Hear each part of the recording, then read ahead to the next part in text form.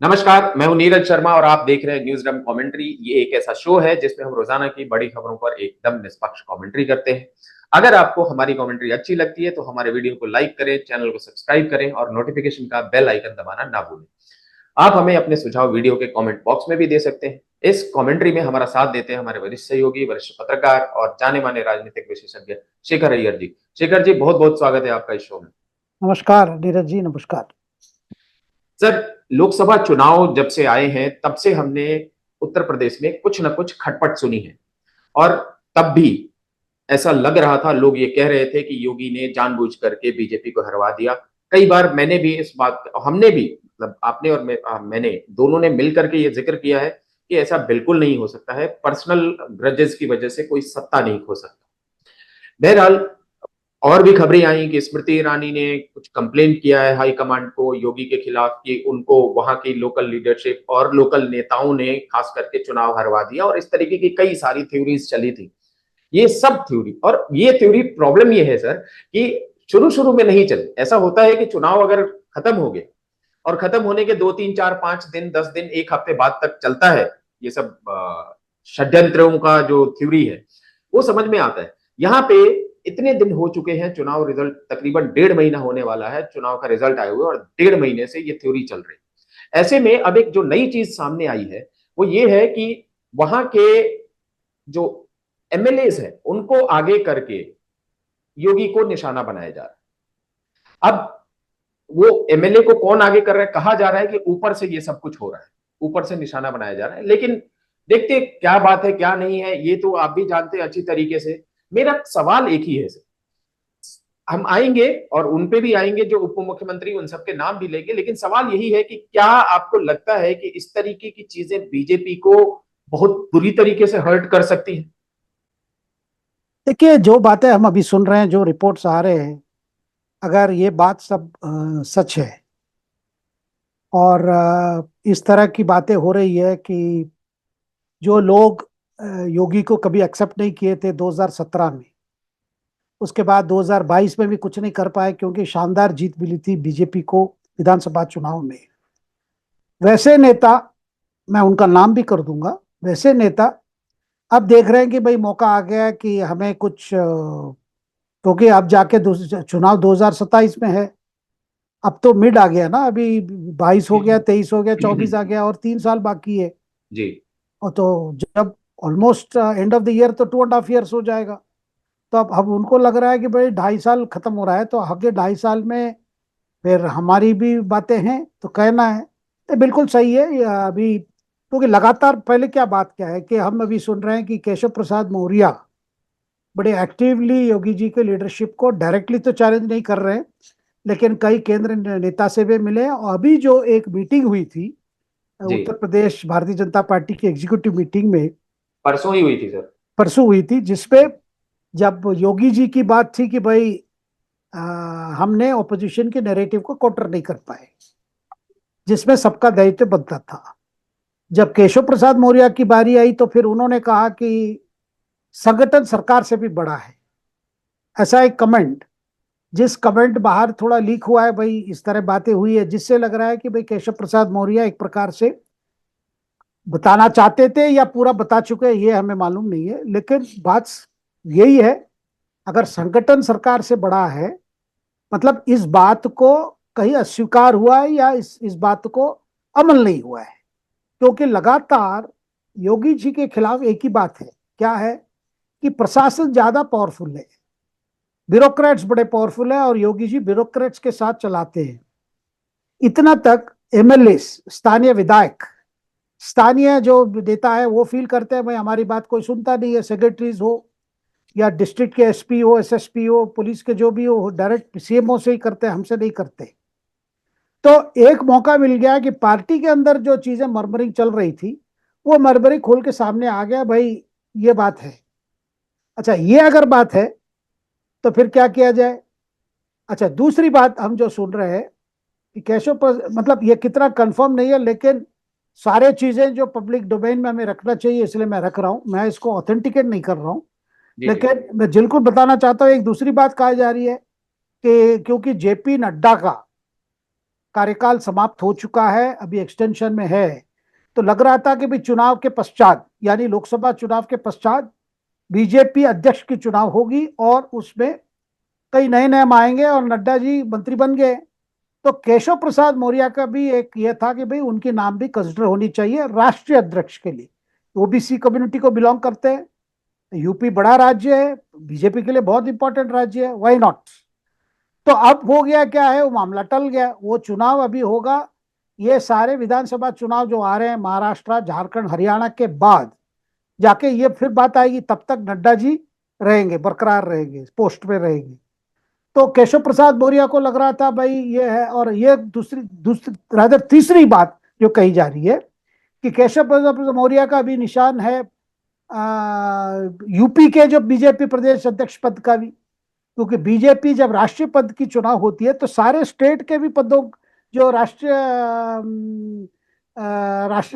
राष्ट्रीय जो हेड है, प्रेसिडेंट जो होते हैं जी बीजेपी जी। स्टेट प्रेसिडेंट, उनका भी चुनाव होके ही जाके वो वाला होता है। वो चाहते हैं भाई कम से कम अगला 10 साल हो जाएगा तो फिर उनका भी वो लंबे समय से भी इंतजार है। तो ये एक प्रकार से प्रेटरेल टैक्टिक शुरू हो गया करके। अच्छा, इस बीच में जैसे योगी जी ने भी ब्रीफ किया है प्रधानमंत्री को, अमित शाह को, बाकी नेताओं को, राजनाथ जी को भी ब्रीफ किया है। और मैं सुन रहा हूं कि यहाँ पे संजय बालियान, संगीत सोम, इनके बीच में भी कुछ बातें हैं, जो बातें भी भाई बार बार यही होता है भाई, बीजेपी में डोमिनेशन ठाकुरों का है। अब इस चुनाव में ये नैरेटिव भी चल पड़ा भाई ठाकुर सपोर्ट नहीं कर रहे हैं इस बार, जब योगी आदित्यनाथ जी स्वयं ठाकुर है। तो जी ये जी। सब सात बातें देखे क्या है, इसका मूल बात जो है समझना चाहिए नीरज जी, क्या है, जब बीजेपी की संख्या 270 तक कम हो गई, यानी कहीं ना कहीं प्रधानमंत्री की जो होल्ड थी पार्टी पे अभी भी बरकरार है, मैं ये नहीं कह रहा हूं कब हुआ है, लेकिन क्योंकि सीटें कम हुई तो पार्टी के जैसे उत्तर प्रदेश जैसे राज्य के जो नेतागण हैं वो सोच रहे हैं भाई अभी हमें थोड़ा असर्ट करना चाहिए, क्योंकि संख्या घटी है और यूपी से ज्यादा नुकसान हुआ है। वहां भी यही बातें आई। तो दो तीन बातें आ रही है क्या, जिन नए लोगों को आपने टिकट दिया वो सारे इतने सक्षम नहीं थे तो हार गए। अच्छा, जिन लोगों को आपने रिपीट किया जो 10 साल से ज्यादा हो गया था, जब योगी जैसे नेताजी ने भी कहा था, योगी जैसे नेता ने भी कहा भाई इनको रिपीट मत करो, 10 साल हो गया, हाई इनका एंटी इनकम्बेंसी है, लेकिन केंद्र बीजेपी नेतृत्व, इसका मानी in other words Amit Shah, ji ji. तो वो लोग सोचे नहीं नहीं ये ठीक है, हमारी सेंटिमेंट है। अच्छा, चुनाव में क्या है, आप सर्वे कराते हो, कई से सोर्सेस से फीडबैक लेते हो, फिर किसी को टिकट देते हो, वैसे कई लोग हार गए। और सबसे ज्यादा जो बड़ा धक्का लगा कि जो फैजाबाद लोकसभा क्षेत्र है जहां से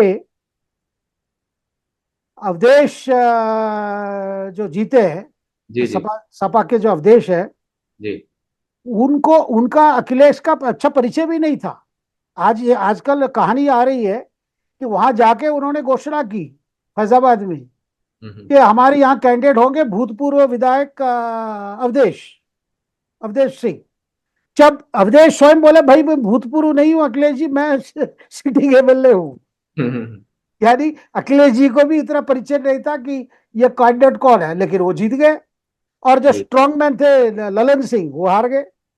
तो उत्तर प्रदेश नीरज जी हमेशा इतना, ये 10 साल में योगी के इस पीरियड में थोड़ा स्टेबिलिटी आया, पॉलिटिकल स्टेबिलिटी बात कर रहा हूं, और बीजेपी के अंदर जो भी इक्विलिब्रियम जो बैलेंस है।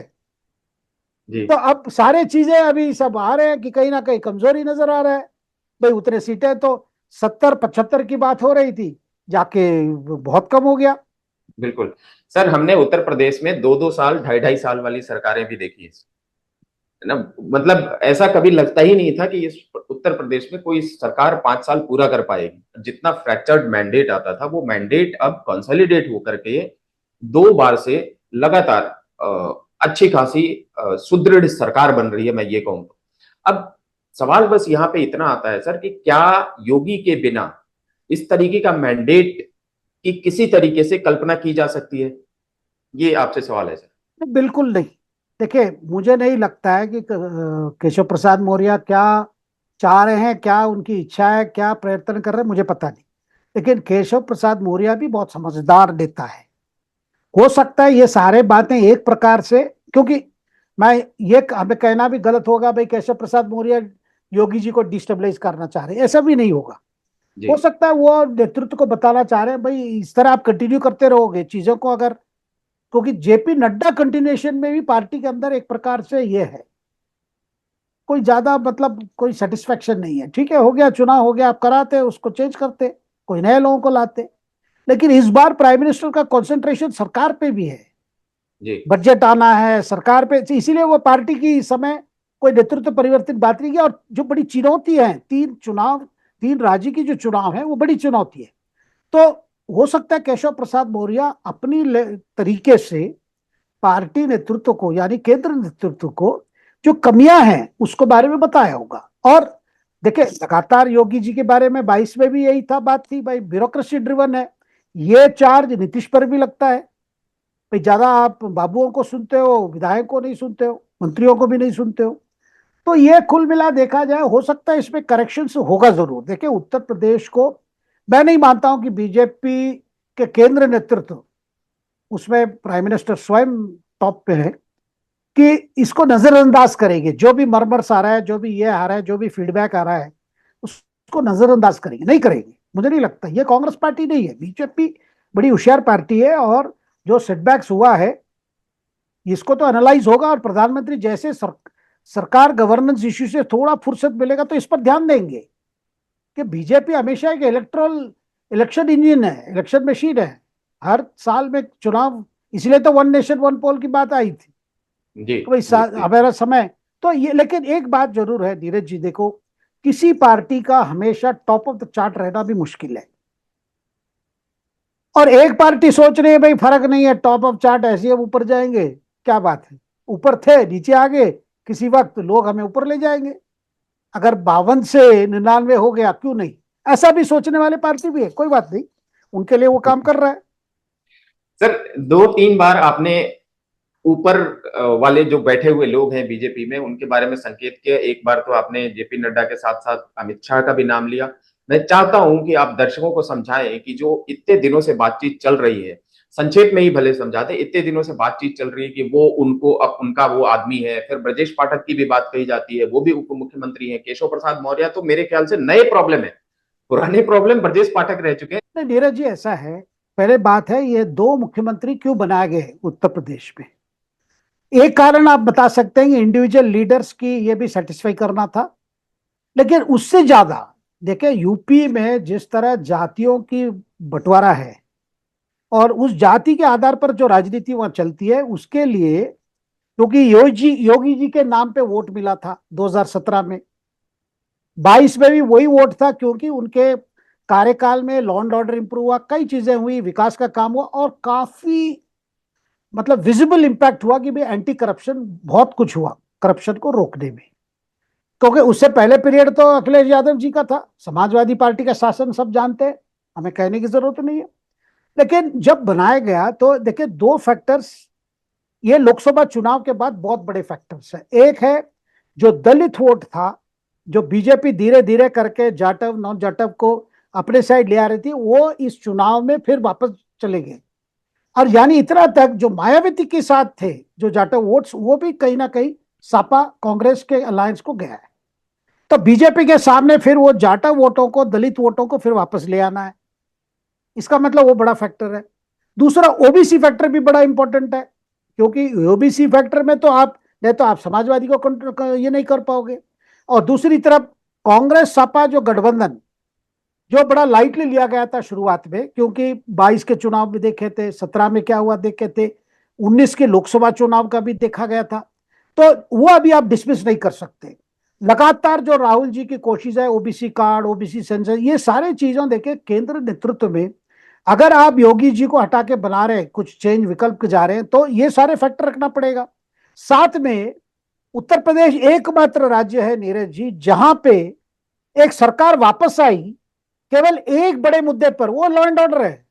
जी बिल्कुल। आप देख मतलब इस तरह आप बिहार को भी जोड़ सकते हैं, बिहार में भी नीतीश जी जब जो जब सुशासन बाबू के नाम पे वापस आए, तभी यही बात कही गई थी कि चीजें इतनी बिगड़ हो चुकी थी ये लालू राबड़ी रिजीम में, नीतीश आने के बाद लगा भाई बड़ा सी चेंज आ गया है, वहां भी लॉ एंड ऑर्डर इश्यू था, शुरुआत की बात कर रहा हूं मैं नीतीश जी की।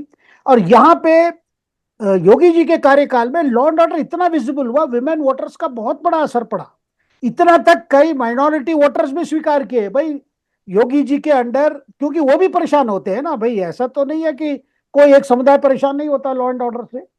तो लॉ एंड ऑर्डर के जो इंप्रूवमेंट, ये सारी चीज है। लेकिन अभी जो चुनाव के जो रिजल्ट आया है, जिस तरह दलित वोट और ओबीसी वोट, ये थोड़ा जो बीजेपी के लिए जो था वो थोड़ा हट रहा है, उसको रोकना पड़ेगा, वो सबसे पहला काम है।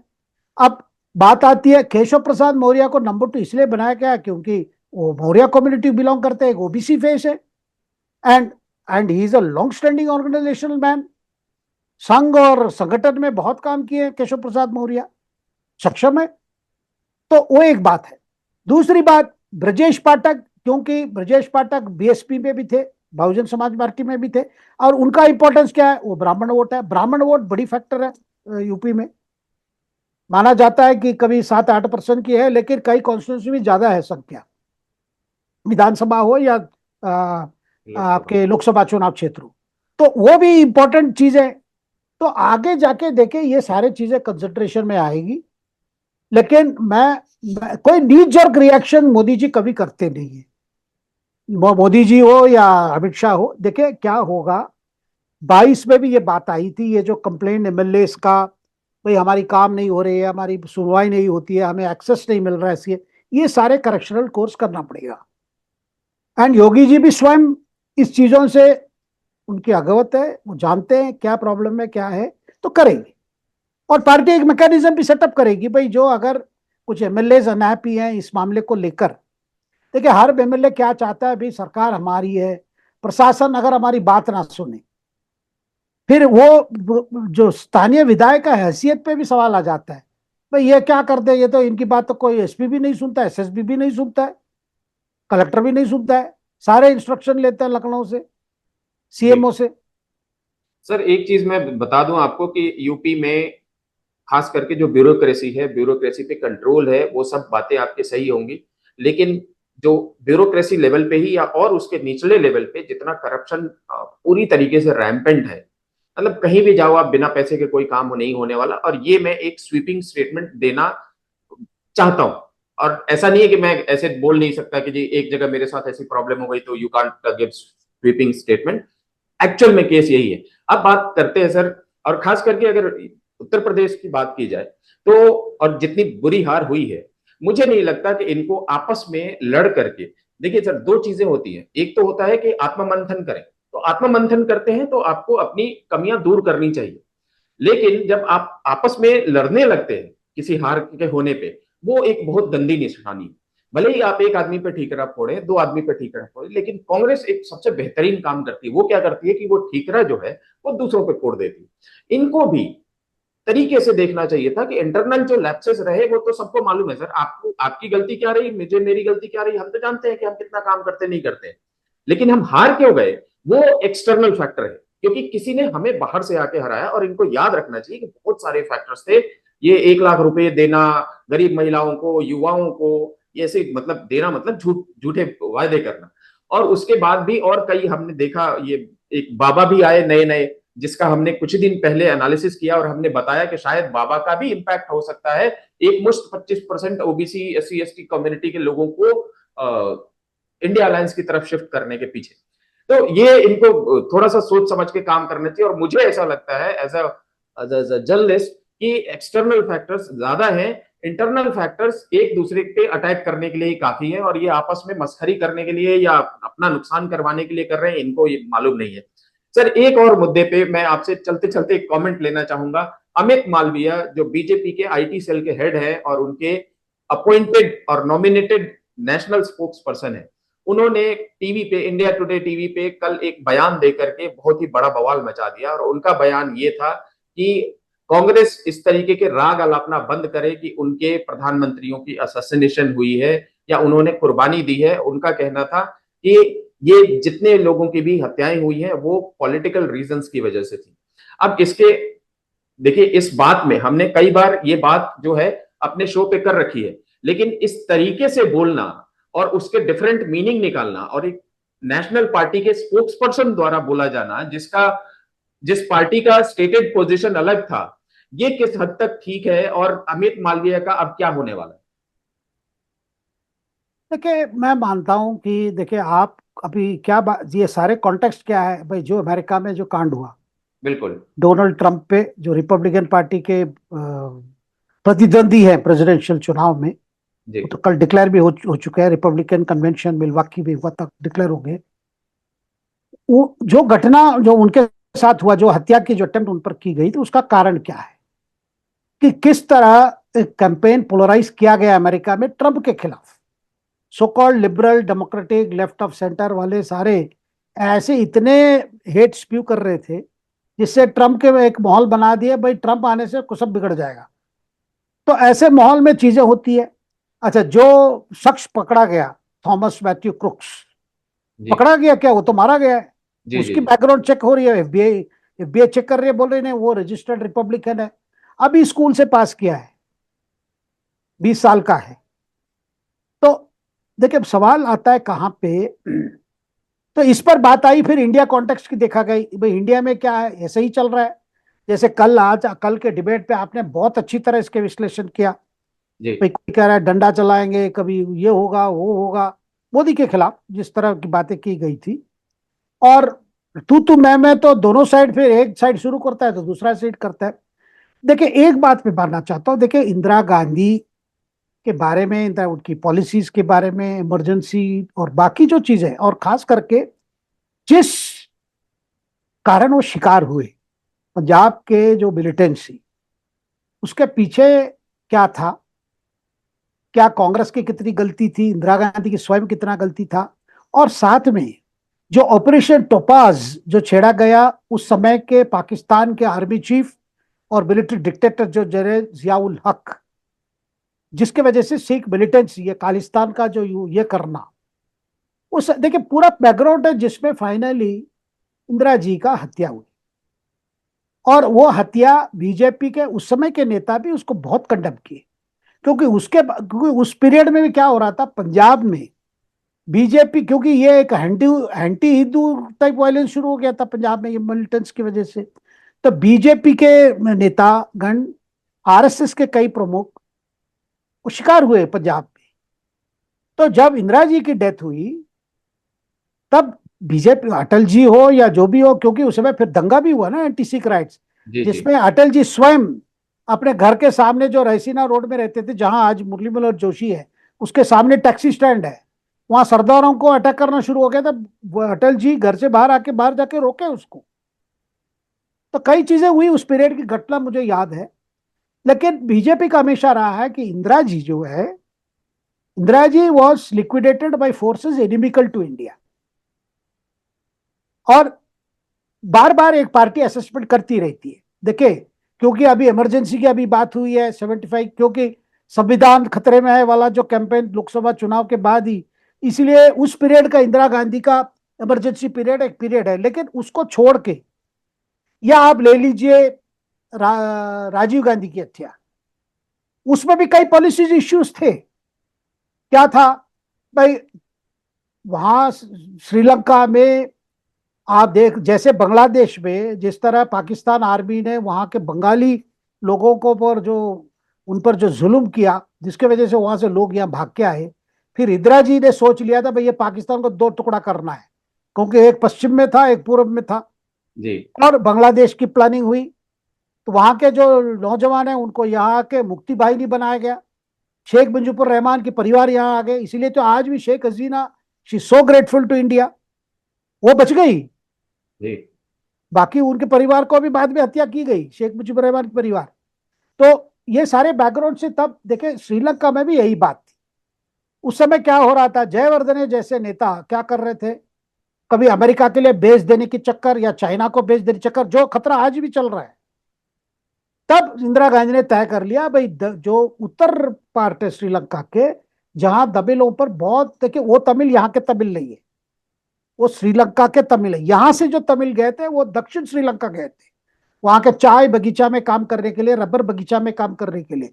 दे आर कॉल्ड प्लांटेशन तमिल्स। जो तमिलनाडु से गए थे, जो ब्रिटिश वाले ले गए थे वो प्लांटेशन चलाने के लिए, ये जो है वहां के हैं, हमें कंफ्यूज नहीं करना है। मैं इसलिए इसको स्पष्ट कर रहा हूं। रोमेश भंडारी जैसा फॉरेन सेक्रेटरी, एक बार उनसे मेरी बहुत बात हो रही थी, वो बड़े राजीव गांधी के एडवाइजर थे। कहने लगे भाई वो तारे तमिल तो यहां तक गए थे। मैंने कहा नहीं सर, उत्तर श्रीलंका का तमिल अलग है, वो तो चाय बगीचा वाले नहीं है, उससे पहले ही थे वहां,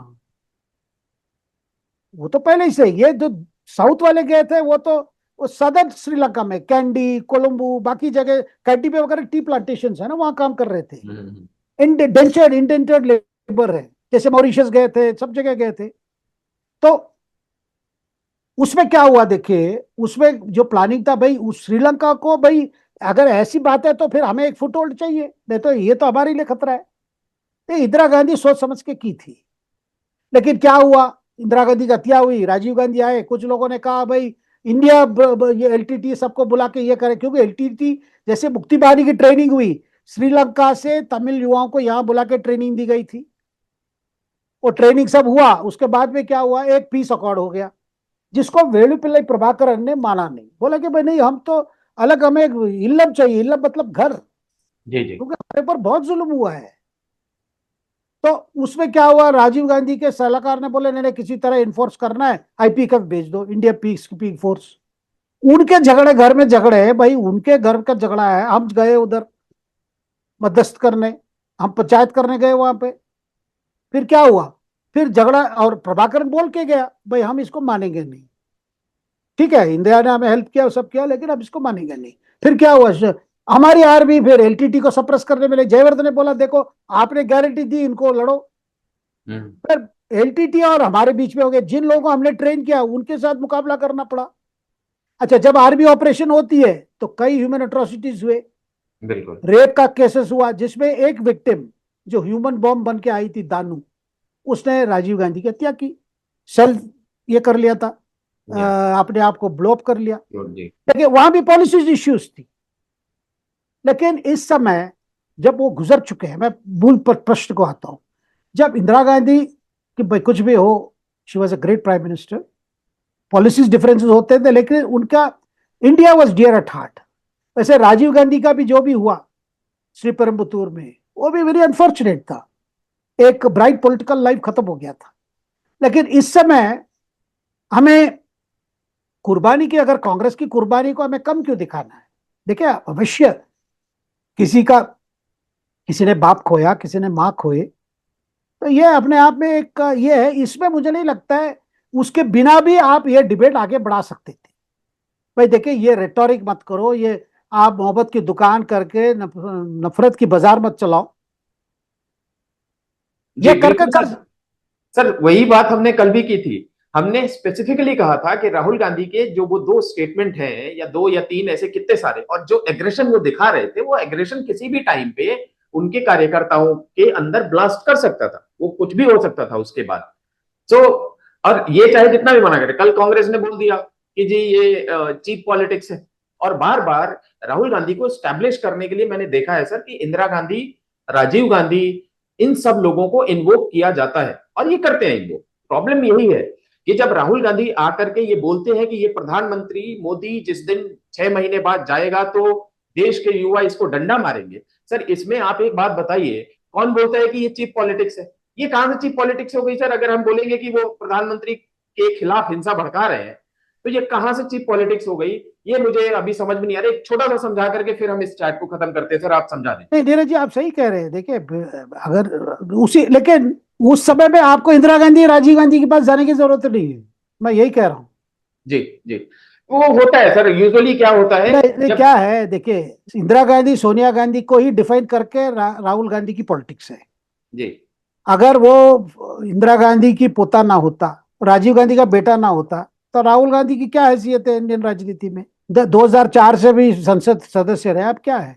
तो they are claiming that legacy, तो बार बार उसको कर रहे हैं। तो एक बात बात यही पे आती है, बस देखिए एक वर्ग है हमारे देश में, ऐसे ताकतें हैं जो बीजेपी को कभी स्वीकार नहीं करेंगे, प्रधानमंत्री को स्वीकार नहीं करेंगे। और उस वर्ग कहिए, वो ताकतें कहिए, शक्तियां कहिए, किसी मैं कम्युनिटी को या किसी को ये नहीं कर रहा हूँ, इशारा नहीं कर रहा हूँ, लेकिन ऐसे लोग हैं वो जो बाहर से भी उनको इनकरेज किया जा रहा है। भाई यहाँ देश में, भारत जैसे देश में अगर स्टेबिलिटी पैदा करो, तो भारत की विकास की यात्रा में रुकावट आएगी, वो चाहते हैं वही। तो ऐसे समय में मुझे लगता है कि हर पार्टी को और राहुल गांधी को भी सोचना है, भाई आप किसी दिन सत्ता के आने की अगर सपना देख रहे हैं, प्लानिंग कर रहे हैं, तो आप जिम्मेदारी से आज बात कीजिए। भाई आज देखो आपने जम्मू कश्मीर में जो हो रहा है, जम्मू में खास करके, फिर आप सरकार को ही ब्लेम कर रहे हो, एक शब्द नहीं बोल रहे हो क्या कर रहा है पाकिस्तान वहां पे, क्यों नहीं बोल रहे हो? करो उनकी पॉलिसीज। क्या आर्टिकल 370 वापस लाने से वो बंद हो जाएगा? जब वो था तब भी हिंसा हो रहा था। बीजेपी ने तो चैलेंज किया था कि तुम चुनाव में आकर के बोल दो कि तुम 370 वापस लेके आओगे, नहीं बोल पाए।